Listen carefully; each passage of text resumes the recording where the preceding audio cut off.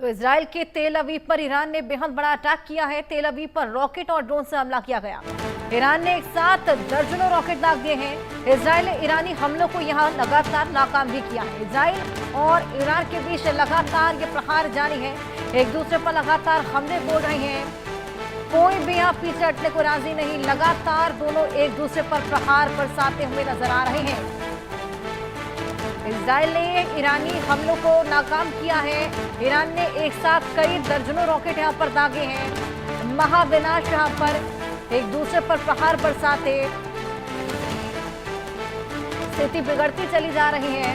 सभी को चिंता कहीं ये जंग तीसरे विश्व युद्ध या फिर परमाणु अटैक में ना तब्दील हो जाए और इसका खामियाजा विश्व भर को भुगतना पड़ेगा अगर यहां ईरान और इजराइल के बीच जो जंग है ये और ज्यादा एस्केलेट होती जाती है। तो एक तरफ नेतन्याहू जो लगातार सर्वनाश की तैयारी के लिए तमाम चेतावनियां दे रहे हैं, दूसरी तरफ खामेनेई वहीं लगातार भीषण प्रहार ईरान और इजराइल एक दूसरे पर विध्वंसक वार करते हुए नजर आ रहे हैं। इजराइल पर ईरान का भीषण हमला देखने को मिला है। हाइफा तेल अवीव को टारगेट किया है। ईरान की मिसाइलों ने तबाही मचाई है। ईरान के निशाने पर इजरायली नेताओं के सीक्रेट ठिकाने हैं। इजराइल की एनर्जी साइट, इजराइल के सैन्य कारखाने, कमांड और नियंत्रण सेंटर को लगातार निशाना बनाया जा रहा है। वहीं ईरान का मकसद इजराइल और अमेरिका को जवाब देना है। यहां ईगो और पावर की लड़ाई में तब्दील हो रही है। इजराइल को जंग में कमजोर करना, परमाणु कार्यक्रम को जारी रखना, ये तमाम मकसद, ये तमाम मंशा और इसी मंशा को पाले हुए लगातार इजराइल और ईरान एक दूसरे पर लगातार हमले बोल रहा है। भीषण हमले एक दूसरे पर लगातार और जंग की एस्केलेशन लगातार होती जा रही है। कहीं ना कहीं चिंताजनक स्थिति पूरे विश्व भर के लिए उत्पन्न होती जा रही है। हमारे साथ lieutenant colonel retired Himanshi Singh, defence expert, और रवि अरोड़ा, विदेश मामलों के जानकार जुड़ गए हैं। बहुत स्वागत है आप दोनों का। हिमांशी जी, सबसे पहले मैं आपके पास आऊंगी। क्या लगता है जंग और कितना एस्केलेट होगी, कहां तक जाएगी? क्योंकि देखिए अब डायलॉग की स्थिति उत्पन्न हो नहीं सकती और हस्तक्षेप जो हम देख रहे हैं वो केवल और केवल प्रोवोकेटिव है, वो शांति बहाली के लिए नहीं है। क्या लगता है कहां तक ये जंग जाएगी? Thank you Harsha. ये जंग अभी फिलहाल मुझे रुकती हुई तब तक नहीं दिख रही है जब तक कि इनमें से एक कोई भी जो है चीफ, इनका जो है कंट्री चीफ आई से, चाहे नेतन्याहू हो या खामेनेई हो, वो अपनी तरफ से या तो हथियार ना डाल दें या उनका खात्मा ना हो जाए। क्योंकि जिस तरीके से आप देखिए इनकी बयानबाजी भी हो रही है, नेतन्याहू बहुत साफ तौर पे कह रहे हैं कि खामेनेई को हटाना उनका मकसद है, चाहे वो उनको खत्म करे या तख्ता पलट हो। और खामेनेई तो रुकने का नाम ही नहीं ले रहे हैं। वो कह रहे हैं कि भाई ना सिर्फ मैं इजराइल को बल्कि अमेरिका या कोई और कंट्री इजराइल के साथ खड़ी होती है, मैं उसको खत्म कर दूंगा। और क्योंकि इजराइल ने उनके परमाणु रिसर्च सेंटर्स पे हमला किया था, तो वो अब डिमोना पे भी वो हमला करने की कोशिश कर रहे हैं। अगर ये हमला होता है और सक्सेसफुल होता है तो ये बहुत बड़ा भीषण एक युद्ध हो जाएगा। क्योंकि अभी तक तो किसी भी तरीके से परमाणु हथियारों का इसमें इस्तेमाल नहीं हुआ है, सिर्फ बैलिस्टिक मिसाइल्स जा रही हैं और उसी की तबाही देखिए हम देख रहे हैं। तेहरान में सड़कों पे अब सीवेज का पानी आ गया है। लोग जिस हिसाब से संख्या में पलायन वहां से कर रहे हैं, स्थिति वहां पे भयावह है।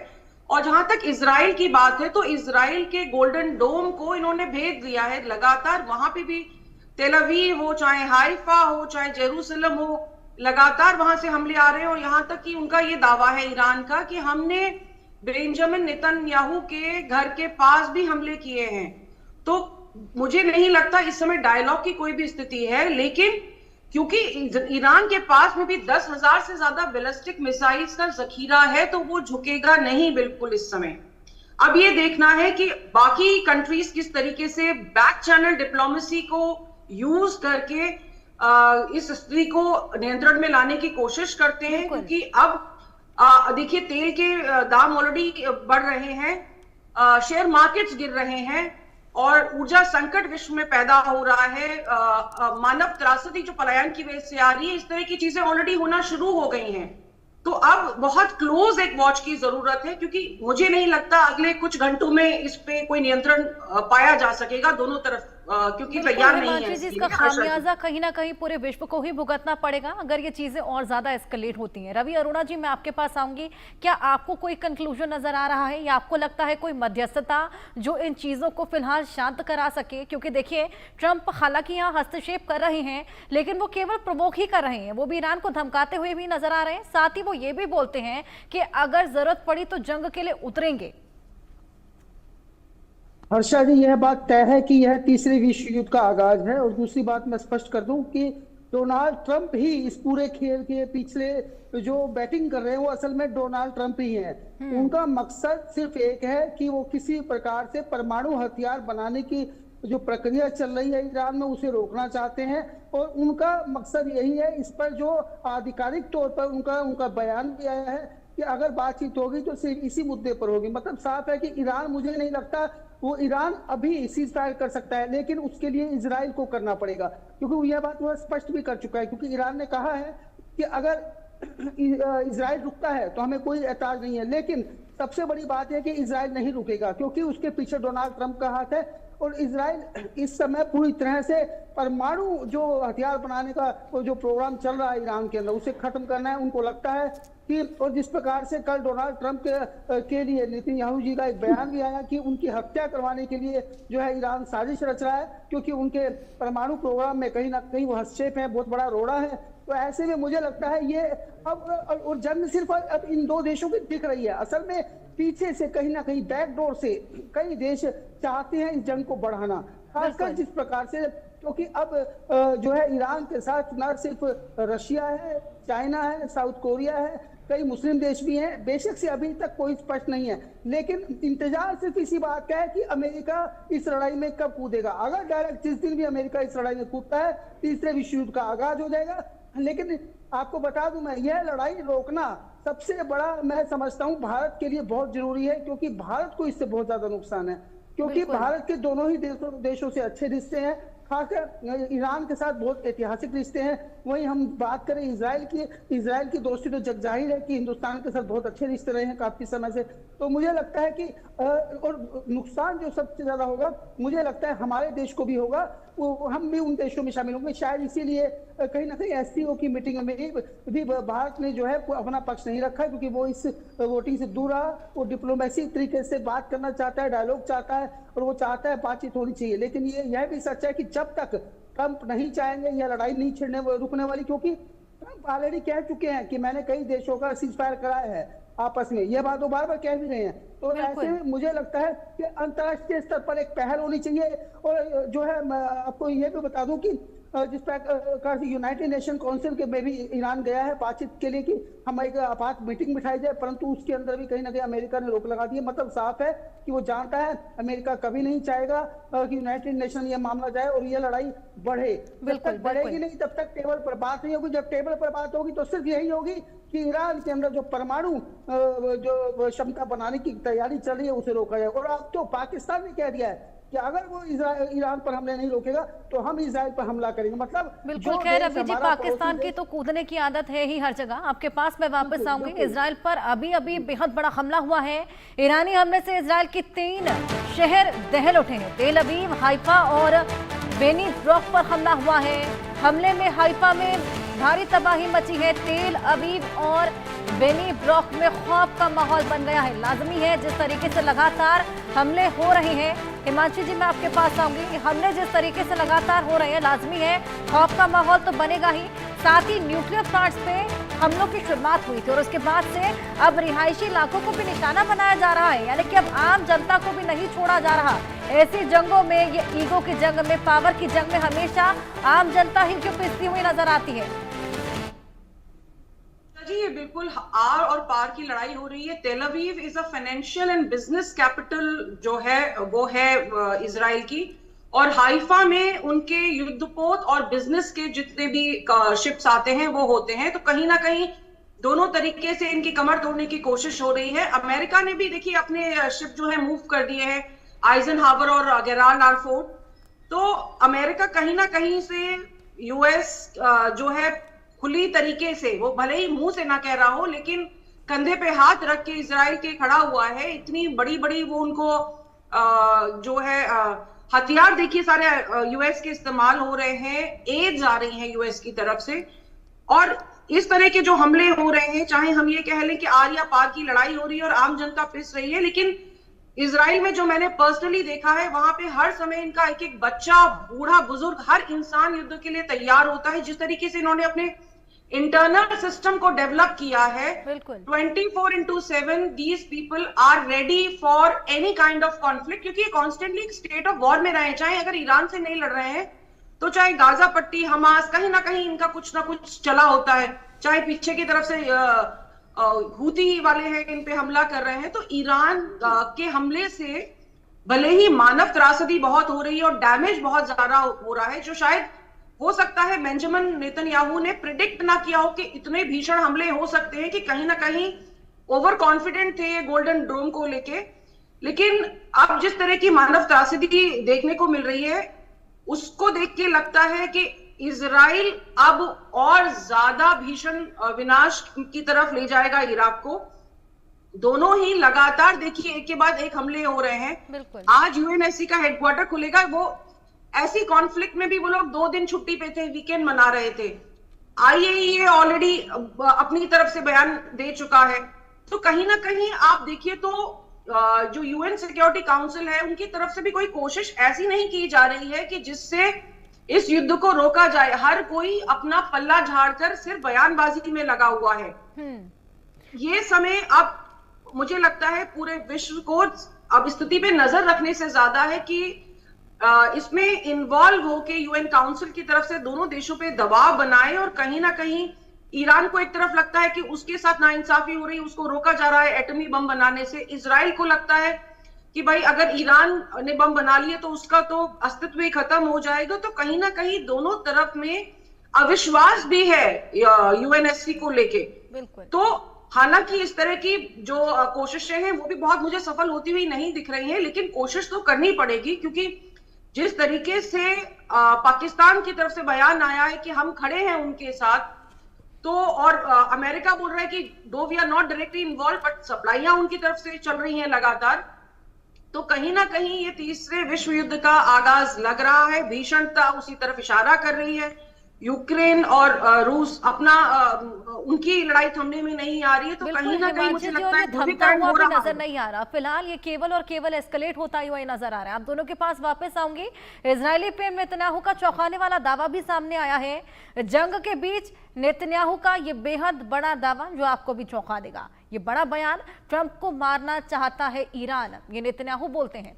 ईरान के लिए दुश्मन नंबर 1 है ट्रंप। ईरान ने मेरी हत्या की कोशिश की। नेतन्याहू ये बोलते हैं, ये दावा करते हैं कि ट्रंप को ईरान मारना चाहता है। किस तरीके से इस पूरे बयान को देखेंगे आप, रवि अरोड़ा जी? जी, मुझे लगता है कि जिस प्रकार का यह बयान आया है, इसको लेकर यह बहुत गंभीर मामला है, क्योंकि अगर ट्रंप को लेकर इस प्रकार की बात सामने आती है, मतलब साफ है कि आने वाले टाइम में अमेरिका का इस जंग में कूदना तय है। क्योंकि यह सिर्फ बयान नेतन्याहू का नहीं है। आपको याद होगा जब इजराइल ने ईरान पर हमला किया था, उससे पहले काफी लंबी बातचीत जो है ट्रंप और नेतन्याहू के बीच में हुई थी। मतलब साफ था कि इसके पीछे पूरी तरह से हर बात जो तय की जा रही है, जो बताई जा रही है, उसके पीछे कहीं ना कहीं अमेरिका का पूरा समर्थन है। तो ऐसे में अमेरिका को कूदना है इस जंग में।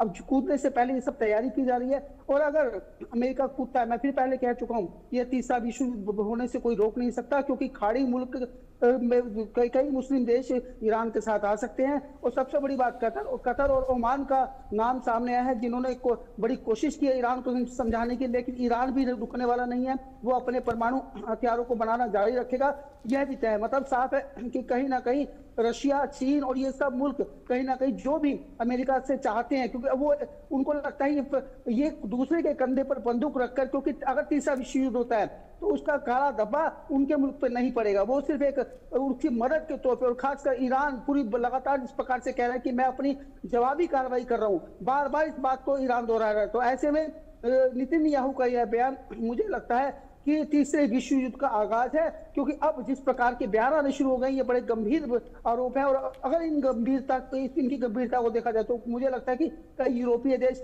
अब इजराइल के साथ खड़े हो सकते हैं। और अगर वो खड़े होते हैं तो यह तय है कि दुनिया के अंदर, देखिए सबसे बड़ी बात यह है कि इसमें तबाही तो जो मचेगी, उसके बाद क्रूड ऑयल, नेचुरल गैस और बहुत सारी प्रॉब्लम जो दुनिया के सामने आएंगी, खासकर जो एक बड़ा रूट जो एयर स्पेस पूरी तरह से बंद कर दी जाएगी। मैं समझता हूँ आने वाला टाइम से तमाम बिजनेसेस हैं जो कि इम्पैक्ट होंगे और वो भी विश्व भर के लिए। आपके पास वापस आऊंगे। इजराइल का ईरान पर करारा हमला देखने को मिला है। नॉर्थ ईरान के बंदर अंजली पर इजरायली अटैक किया। ईरानी एयर डिफेंस सिस्टम ने हमले को हालांकि नाकाम किया। इजरायली वायुसेना ने सेंट्रल ईरान में मिसाइलें दागी हैं। इजरायली मिसाइल हमले में सेंट्रल ईरानी में खासा तबाही देखने को मिल रही है। लगातार ये मिसाइल अटैक्स जगह जगह देखे जा रहे हैं। कभी तमाम तेल डिपोट को निशाना बनाया जा रहा है। अब बंदर अंजली जहां पर ये नया अटैक देखने को मिला है। हालांकि ईरानी एयर डिफेंस सिस्टम हमलों को नाकाम भी कर रहा है, लेकिन उसके बावजूद खासा तबाही यहां पर देखने को मिल रही है। हिमांशु जी, तबाही का मंजर तो हम सभी देख ही रहे हैं, लेकिन जिस तरीके से जंग की शुरुआत हुई थी, न्यूक्लियर प्लांट्स को टारगेट किया गया था, क्या ये समझने की जरूरत भी है कि अगर न्यूक्लियर प्लांट्स को टारगेट किया जाता है, उनको अगर कोई भी हाथ पहुंचती है तो उसके अंदर लीकेज का भी खतरा उत्पन्न हो सकता है? देखिए, जब तक कि फिशन की स्थिति पैदा ना हो तब तक आप उसको एक बॉम्ब की तरीके से नहीं देख सकते हैं। बस रेडिएशन से होने वाले जो खतरे होते हैं उसकी भीषणता भी काफी होती है। और कोशिश यही की जाती है कि जब आप न्यूक्लियर प्लांट को अटैक करें तो उसको इस तरीके से अटैक करें कि उससे आप उसको यूज ना कर पाए, कि वो किसी तरीके से ऐसा फटे ना कि वहां से लीकेज की वजह से जो संभावनाएं होती है वो ना हो। लेकिन अब जो इजराइल पे हमला करेगा ईरान, उसमें क्योंकि इनके न्यूक्लियर वॉरहेड्स रेडी हैं, वहां भीषणता बहुत ज्यादा हो सकती है, क्योंकि उसमें जो प्रोसेस होता है वो ऑलरेडी काफी हद तक तैयार है, उसको सिर्फ खींचने की एक दूसरे की तरफ जरूरत है। तो यहाँ पर अगर विध्वंस होता है तो ना सिर्फ इजराइल बस कि उसके आसपास के जो छोटे छोटे कंट्रीज हैं, चाहे वो जॉर्डन हो चाहे फिलिस्तीन हो, वो सारे तो खत्म हो जाएंगे। वो जमीन आप हजारों साल तक इस्तेमाल नहीं कर सकते हैं। लेकिन जो इजराइल का जो ये न्यूक्लियर सेंटर है वो एक्चुअली 6 लेयर्स में है और मोसाद उसकी देखभाल करती है। आई एम श्योर उन्होंने काफी कोशिश की होगी कि इस समय उसको बहुत अच्छे से प्रोटेक्ट किया जाए। इट इज अंडरग्राउंड थिंग और बहुत ही सीक्रेटिव है। 1962 से इजराइल का ये जो न्यूक्लियर प्लांट है ये इन एक्शन है। लेकिन हिमांशु जी, इसके बारे में और जानेंगे। कुछ ग्राफिक्स दर्शकों को बता देते हैं। आपके पास मैं वापस आऊंगी, आप अपनी बात पूरी कीजिएगा। लेकिन इजराइल का जो घातक प्लान है, ईरान उससे खासा हैरान है। ईरान में इजराइल ने ड्रोन फैक्ट्री बनाई है। ईरान के बीचों बीच मोसाद ने ड्रोन बेस भी बनाया है। ड्रोन के पुर्जे तस्करी के जरिए भेजे गए हैं। ईरान के परमाणु ठिकानों पर हमले का ये पूरा प्लान मोसाद ने 3 चरणों में हमले की रणनीति बनाई। और साथ ही आपको बताएं, पहला चरण क्या रहा? मिसाइल साइटों के पास ड्रोन तैनात करना। दूसरा चरण था एयर डिफेंस सिस्टम को बेअसर करना। और तीसरा चरण था मिसाइल लॉन्चरों को ड्रोन से तबाह करना। ऐसे में 3 चरणों में यहाँ पर लगातार ये अटैक्स किए गए। ये घातक प्लान इजराइल द्वारा तैयार किया गया था। मिसाइल साइटों के पास ड्रोन तैनात किए गए थे पहले चरण में, जिसके बाद एयर डिफेंस सिस्टम को बेअसर किया गया दूसरे चरण में। और उसके बाद लगातार ये ताबड़तोड़ हमले देखने को मिले हैं। मिसाइल लॉन्चर्स को ड्रोन से तबाह किया गया। इजराइल के भीषण हमलों से ईरान अलर्ट पर है। इजराइल के विध्वंसक हमलों से तेहरान दहल उठा है। तेहरान में एयर डिफेंस सिस्टम एक्टिव हुआ है। इजरायली हमलों को ईरान ने हालांकि नाकाम भी किया है। तेहरान में एयर डिफेंस सिस्टम एक्टिव हुआ। लगातार सायरन बज रहे हैं और लगातार एयर डिफेंस सिस्टम में तमाम हमलों को दागता हुआ नजर आ रहा है, नाकाम करता हुआ नजर आ रहा है। लेकिन उसके बावजूद यहाँ पर हाहाकार मचा हुआ है। भीषण प्रहार देखने को मिल रहा है ईरान और इजराइल के बीच। ये जंग कहां तक जाएगी, कितने हद तक एस्केलेट होगी, क्या कोई शांति बहाली, हालांकि मध्यस्थता कौन करेगा, ये देखने वाली बात होगी। हिमांशी जी, अब आप अपनी बात पूरी कीजिए। देखिए, 1962 से बेहद संवेदनशील तरीके से नेगेव न्यूक्लियर सेंटर जो है इजराइल का, ये काम कर रहा है। यहीं पर इनके थर्मोन्यूक्लियर वॉरहेड्स तैयार होते हैं। और बहुत, क्योंकि मैं जैसे बार बार कह रही हूँ कि बहुत संवेदनशील मसला है। अभी तक दोनों तरफ से ये अटैक्स नहीं हुए हैं of the nuclear warheads, but इन जगहों पे हमला करना is as good as a nuclear attack. अब जैसे मैंने कहा कि ईरान के पास 10,000 से ज्यादा बैलिस्टिक मिसाइल्स हैं, और उसमें से भी उनकी भी रेंज देखिए 2000 से लेके 1600 किलोमीटर तक की है, तो यानी कि पूरा इजराइल उनकी जद में आता है। और अगर जद में आता है तो वो जहां चाहे टारगेटेड हमले कर सकते हैं, क्योंकि जिस तरह की मिसाइल्स वो लगातार दाग रहे हैं, तो उनके पास भी अत्याधुनिक वेपन सिस्टम्स हैं। अब चाहे उनका देखिए आप हम ले लें खैबर, सेजिल, फतेह, कद्र, कासिमी, ये सारी की सारी, और उनके पास शाहिद नाम के ड्रोन्स भी हैं। तो ईरान क्योंकि अब आर और पार की लड़ाई कर रहा है, तो न्यूक्लियर फैसिलिटीज को अटैक होना हमें कोई बहुत अचंभित होकर नहीं देखना चाहिए। ये एक्शन ऑफ वॉर है जिसमें एक दूसरे को तहस नहस करके उसकी मिलिट्री पावर को टोटली नेस्तनाबूद करने की बात हो रही है यहाँ पे। ओवर टू यू हर्षा जी। बिल्कुल, लगातार जिस तरीके से न्यूक्लियर प्लांट्स को यहाँ पर अटैक किया जा रहा है, जिस तरीके से आपने समझाया भी कि बेहद अच्छा अटैक साबित हो सकता है घात पहुंचाने का। रवि जी, मैं आपके पास आऊंगी। जिस तरीके से ये पूरा एस्केलेशन देखने को मिल रहा है, तीसरा विश्व युद्ध आपने भी इसको करार दिया, क्या लगता है ये परमाणु वॉर में भी तब्दील हो सकता है? जी बिल्कुल, मुझे लगता है सिर्फ ये बैलिस्टिक मिसाइलों पर निर्भर रहने वाला नहीं है, ये लड़ाई आगे परमाणु हथियारों पर जाएगी। और खासकर सबसे बड़ी बात है कि यूनाइटेड नेशन चाहे तो इसे रोक सकता है, आखिर उसका गठन किया ही किस लिए गया था। लेकिन दूसरी बात यह है कि उस यूनाइटेड नेशन में क्या अमेरिका अकेला ऐसा सदस्य है, क्या बाकी देश इसमें प्रयास नहीं कर सकते? क्या रशिया, चाइना मिलकर जो ईरान को समर्थन देने की बात कर सकते हैं, लेकिन वो इसको रोक नहीं सकते। परंतु कहीं ना कहीं इस समय सभी देश चाहते हैं, सभी पावरफुल देश चाहते हैं, सभी जो है यूनाइटेड नेशन के जो मेंबर्स है, जो स्थायी मेंबर है, वो चाहते हैं ये युद्ध आगे बढ़े। मुझे लगता है ये तीसरे विश्व युद्ध का आगाज है, क्योंकि यह लड़ाई सिर्फ यहाँ तक थमने वाली नहीं है। और खासकर जब तक इच्छा शक्ति सभी देशों की नहीं होगी, सब मतलब खुलकर कोई भी अभी बोलने को तैयार नहीं है, लेकिन सब यही जानते हैं कि अगर ये लड़ाई आगे बढ़ती है तो आने वाले टाइम में परमाणु हथियारों का इस्तेमाल लगभग तय है। और अगर परमाणु हथियारों का इस्तेमाल होता है तो इसमें सरकार के पीछे कारण क्या है, ये